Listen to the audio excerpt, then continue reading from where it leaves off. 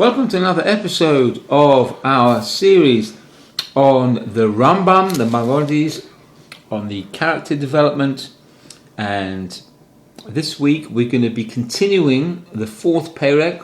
So this is the second part of the fourth perek, starting from the 13th halacha, and over to Michael.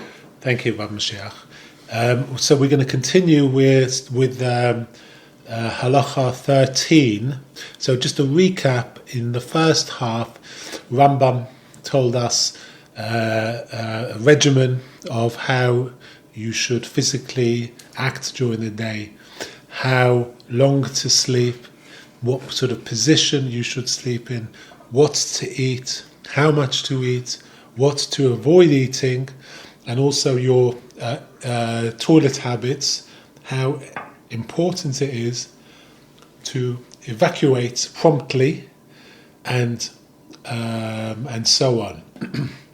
We're going to continue in that theme with halacha 13, and Rambam says, "La'olam yish tadel adam sheyihu me'ov refin kol yomov v'yihiyeh korov l'shilshol ma'at." A person should always try to have loose bowel movements throughout his life, tending slightly towards diarrhea. V'zeklal gadol b'refuah, and this is a cardinal principle in medicine. Kol zaman shehari nimna or yotzeh bakoshi chalaim ra'im ba'im.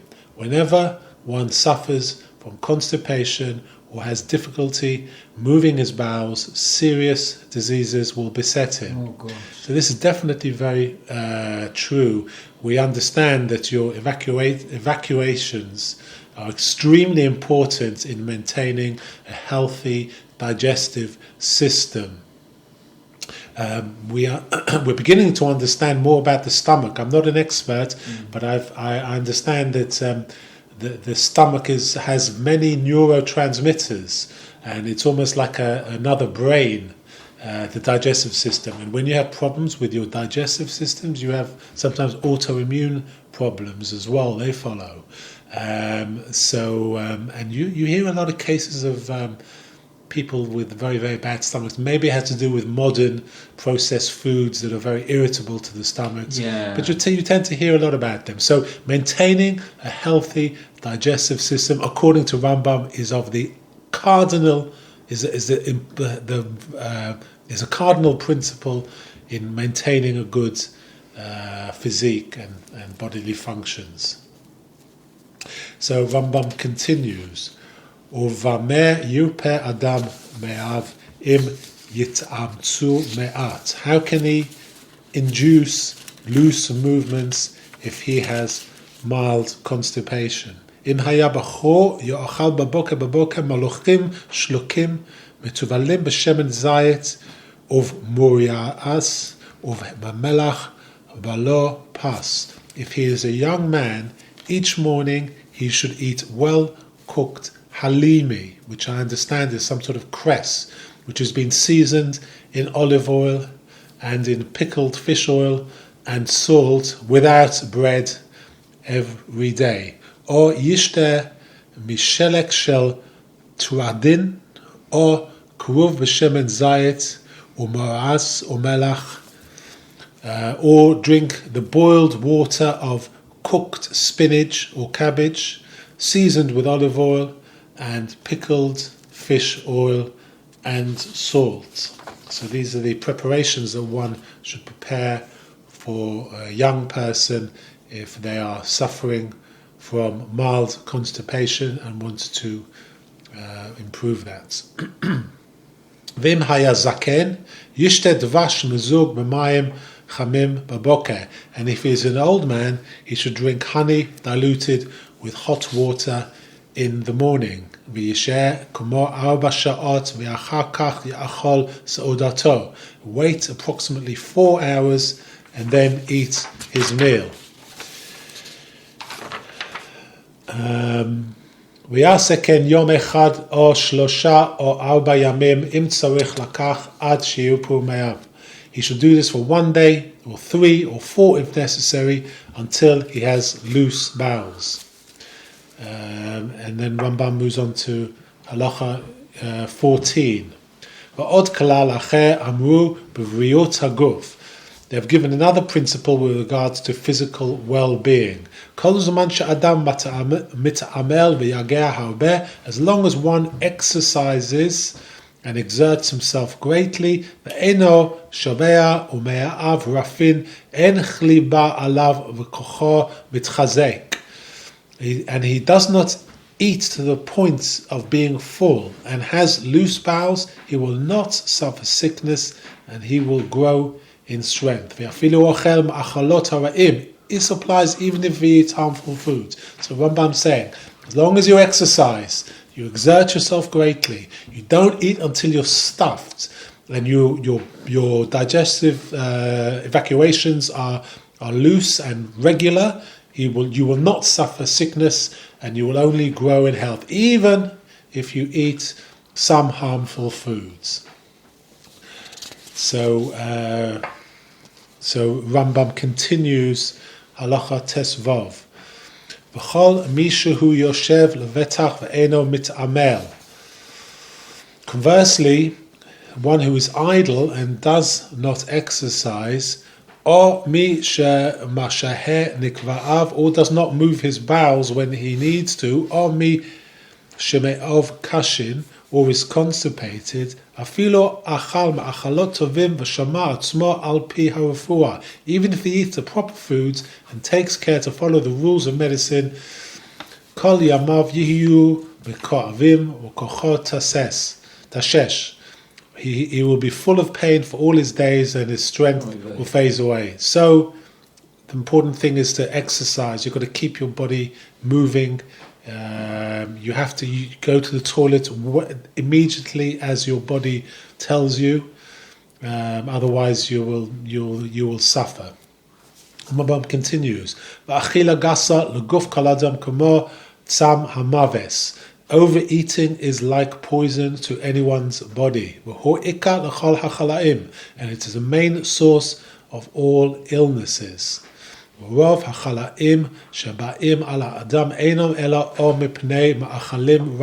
Most illnesses which afflict a man are caused by harmful foods.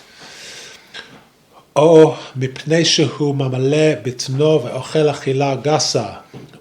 filling his belly and overeating, even of healthy food. So overeating is the main source of all illnesses. As we learnt in the first section of this perek, you must eat to 75% of your stomach's capacity, not overeating. Overeating is extremely unhelpful to you and your digestive system. Rambam continues by quoting Shlomo HaMelech, "V'hu sheShlomo ameh bechachmato," from Mishleh. "Shomeh piv ul shono shomeh mitzvaot nafsho." This was implied by King Solomon in his wisdom. Whoever guards his mouth and his tongue guards his soul from distress. This we learn in Mishleh 21:23. Kaloma shomeh piv mele'achol ma'achal ra. He guards his mouth from eating harmful food. Or milisboa ulshono meladaber ela b'tzrachav. Or eating his fill and his tongue from speaking about things other than his needs. Those very wise words. He's saying, whoever guards his mouth and his tongue. So whatever you put into your mouth, whoever is careful about what he puts into his mouth will be healthy, and also what comes out of his mouth, from his tongue, what he talks.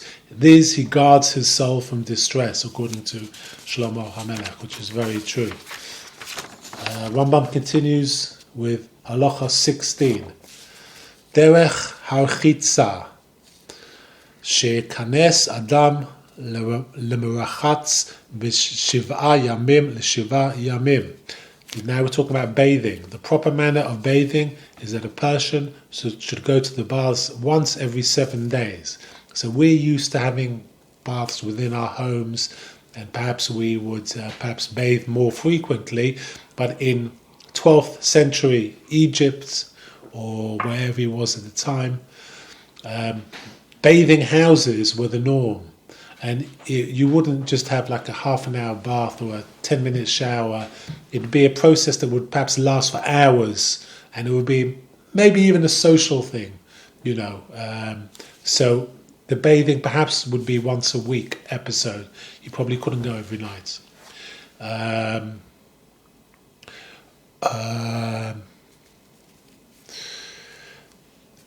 So, lo yikanes samuch la'achila, one should not enter the bath soon after mealtime. V'lo kishehu ra'ev, nor when he is hungry. Ela kishetchil amazon lehit'achel, but when his food is begun to be digested. V'rochetz kol gufo mechamim she'en haguf nechave bahen. He should bathe his entire body in hot but not scalding water. V'rosho bilvad b'chamim, and his head only in scalding water.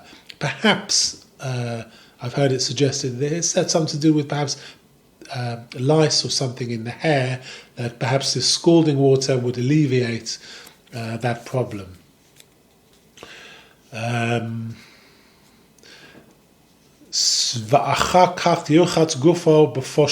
Then he should bathe his body in tepid water,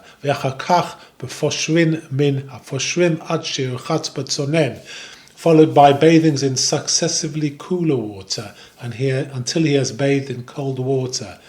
So I imagine that in these bathing houses you had different baths of different temperature. So you would go for extremely hot bath, get out and move to a successively lower. They probably had different temperatures going down to cold. So he's suggesting going from hot down to cold. And he continues, V'lo ya'ava al rosho mayim v'lo poshrim v'lo tzonen. However, he should not use tepid or cold water for his head, nor should he bathe in cold water in the winter. And he continues, V'lo yuchatz b'tzonen b'mos hagashamim. He should not bathe until he is in a sweat and his whole body has been massaged. He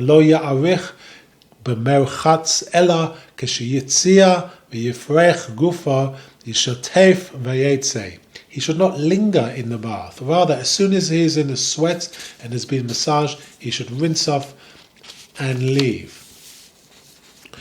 ובודק עצמו קודם שייכנס למרחץ ואחר שיצא שמה יהא צריך לנקביו. והוא בודק אדם עצמו. He should examine himself to see if he needs to move his bowels before entering the bath and after leaving it. תמיד קודם אכילה ואחר אכילה. Similarly, he should always also examine himself before and after eating. וקודם בעילה Ba'ila va'achar ba'ila, before and after sexual intercourse. V'kodem sheyiga v'yitamel v'yachar sheyigia v'yitamel, before and after exertion and exercise. V'kodem sheyishan v'achar sheyishan, before and after sleeping.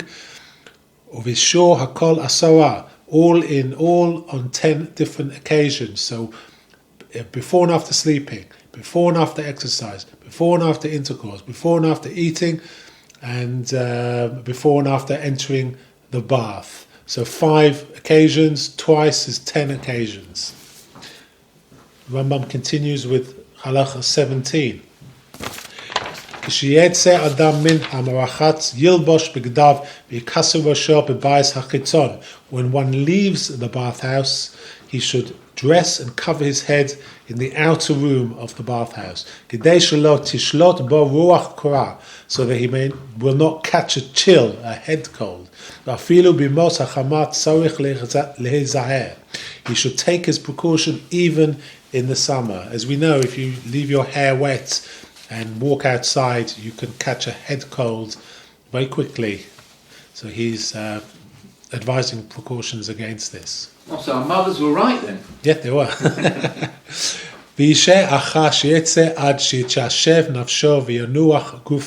After leaving the bath, he should wait until he regains his composure.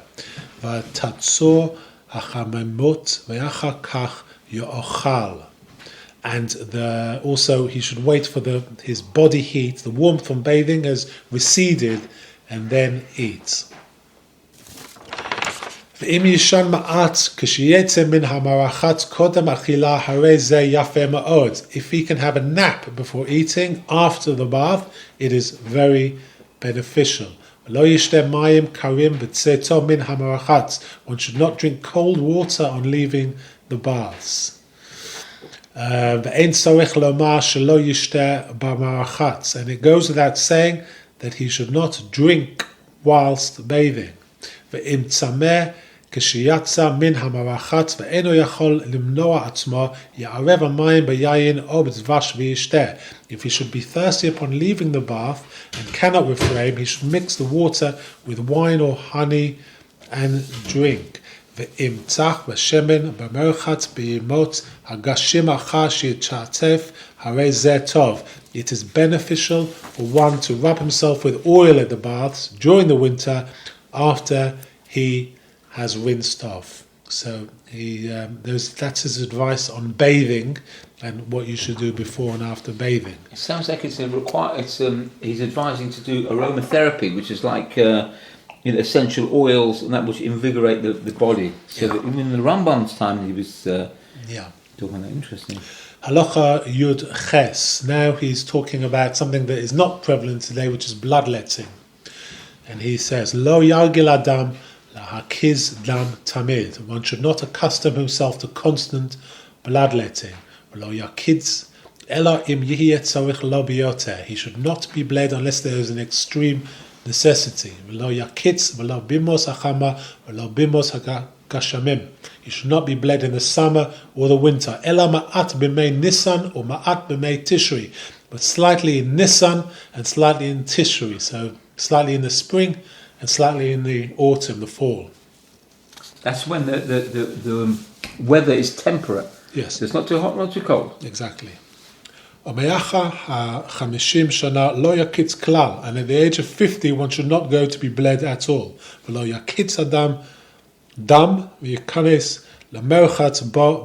should not be bled and go to the baths on the same day. Or leave on a journey after being bled. Nor should he be bled on the day on which he returns from a trip. It's interesting. This could have something to do with perhaps blood clots. When you travel, perhaps they were sitting on a caravan for days on end. We know that 8 hours sitting on a plane, we must get up and walk because we have the danger of blood clots in our legs. So perhaps this is something to do with that. Being bled after you've sat in a sedentary position for hours on end is probably dangerous for you. Unfortunately, we know somebody who died because of exactly that. He was on a plane and he didn't move, and then he developed this blood clot in his leg, and unfortunately, that was he passed away because of that. So we have to be very careful. Yeah. And Rambam continues. V'yochal v'yishteh b'yom hakazeh b'chot mima shehu ragil. He should eat less than usual on the day of a bloodletting. V'yanuach ba hakazeh v'lo yiga v'lo yita'amel v'lo yitayel. He should rest on that day, not exert himself, nor exercise, nor go for a stroll. So, Rambam continues, Halacha Yud Tes. Shikvas zera hi koach haguf v'chayov u'ma'or ha'einayim v'chol shetzei b'yoteh haguf kaleh v'kocho kaleh v'chayan ovdim. The semen or the seed of life is the strength of the body. It's the life force and the light of the eyes. The greater the emission, the greater the damage to the body, to its strength, and the greater the loss to one's lifespan. Hu shomer shlomo b'chachmoto, al titen l'nashim chelecha. This was implied by King Solomon in his wisdom, who said in Mishneh 31:3, do not give your strength to women. He's suggesting that man should have control over himself and not emit his seed of life unnecessarily. Kol השטוף בבעילה זקנה קופצת עליו. Whoever is steeped in sexual relations, old age springs upon him before its time. ריח רוע נודף מפיו ומשחיו, and his strength is depleted. נושע ועיניו כהוס, his eyes become dim. ריח רע נודף מפיו ומשחיו, and a foul odor emanates from his mouth and armpits. ושעה ראשו וגבות עיניו וריטי עיניו נושרות, and the hair of his head, his eyebrows and eyelashes fall out. ושעה זקנו ושחיו ושעה רגליו רבה. His hair of his beard, armpits and legs grow in abundance. Shinov noflot, v'harbe ka'evim chutz me'ilu be'im alav. His teeth fall out and he suffers many pains beyond these. Amru chachmei ha'rafa'im echad me'elef met b'sh'a chalaim v'ha'elef merov hatash mish. The wise of the doctors have said, 1 of 1,000 dies from other illnesses and 1,000 die from excessive sexual intercourse. Rambam continues, Lefichach tzarech adam lehizaher bidvar zeh im ratzah lechyot b'tovah. Therefore, a person must take care in his matter if he wishes to live in a good health. Lo yivol ela keshiyamtze gufa b'ri v'chazak b'yoter v'hu miskasher הרבה שלא לדעתו, מצמיח עצמו לדבר אחר והקישור בו כשהיה. He should not engage in sexual intercourse except when the body is healthy and particularly strong, when he has many involuntary erections. The erection is still present even when he makes an effort to think of something else. וימצא כבוד ממintanav ולמטה וכאילו חוטי הביצים נמשכים ובשרו חם.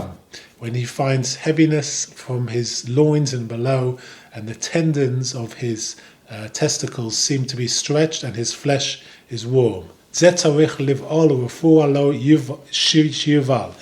person needs to engage in intercourse, and it is medically advisable. לא יובל אדם והוא שבע ולא רעב אלא אחר שיתאכל המזון שבמאיו. He should not engage in intercourse on a full or empty stomach, but after the food has been digested. ויבדוק נקביו קודם בעילה ולאחר בעילה. He should examine himself to see if he needs to move his bowels before and after intercourse. ולא יבל Omad v'lo miyushav. You should not engage in intercourse while standing or sitting. V'lo beves ha'merchatz, nor in the bathhouse. V'lo biyom shikanes lemerchatz, nor on a day in which he goes to the bathhouse. V'lo biyom hakaza, nor on a day in which he lets blood or bloodlets. V'lo biyom yitziyah lederech, nor on a day that he departs on a journey. Or bi'ah min haderech, or arrives from a journey, v'lo lifneihem v'lo la'achareihem, nor on the day before or afterwards. Halacha 20, kaf. Kol ha-minhag atzmo b'drachim elu shehoreinu ani orev lo she'eno ba lidei chalei kol yamav ad sheyizakin harbe v'yamut eno tzorich l'rofeh. Whoever conducts himself in the ways which we have drawn up, I will guarantee that he will not become ill throughout his life until he reaches advanced age and dies. He will not need a doctor. V'yihiyeh gufo sholem, v'omed al brio kol yomov, ela im kein hu haya gufo ra matchilat buriato. His body will remain intact and healthy throughout his life. One may rely on this guarantee unless his body was impaired from birth. Or im haya ragil b'minhag min haminhagot hara'im matchilat moladato. Or im tavoa mikas deve or mikas betzoret leolam. One may rely on this guarantee unless he was impaired from birth. He was accustomed to one of the harmful habits from his birth, or should there be a plague or a drought in the world. So the Rambam is saying, look, all of these previous 19 halachas, follow them, and I will guarantee that you will not need a doctor. Just take these preventative measures, trust me, and you won't suffer illness. I'm not going to tell you how to get better after you got ill. I'm telling you how to not to get ill in the first place. But he's putting in a slight clause at the end. He's saying, look, this is for general cases. These are for the average human being who's reasonably healthy, and someone who's not somehow impaired from birth or has had bad habits from a very, very young age, who perhaps is beyond this sort of help, or if there is a plague or pandemic or drought in the world. But if the times are normal and you are a reasonably healthy person, follow these previous 19 suggestions, and I guarantee that you will stay healthy. And he concludes, he continues, halacha kaf aleph, v'chol haminhagot hatovim ha'elu she'amarnu ein ra'u linhog bahem ela haburi. All of these beneficial habits which we have stated apply only to a healthy man. Aval hachole or a me she'echad me'evarav chole or me she'inhag minhag ra shenaim rabot. In contrast, a sick person or one who has a single organ which is not healthy, or one who has followed a harmful way of life for many years, yesh lechol echad mehem drachim acherim v'hanhagot k'fi chalyo k'mo she'itba'er b'sefer harufuot. Each of these must choose different patterns of behavior in accordance with his particular illness, as is explained in various medical literature. V'shinui v'set tachilat choli. Any change from this conduct which one normally follows is the beginning of sickness. We continue halacha 22. Wherever there is no doctor available, echot haburi ve'echot hachola ve'ein ra'u lo lezuz mikol hadrachim ha'elu she'na'amru beferek hazeh. Neither the healthy nor the sick man should budge from all of these suggested directions given in this chapter. Shekol echot mehen la'achrit tova mevi. For each of them ultimately will bring you to a beneficial result.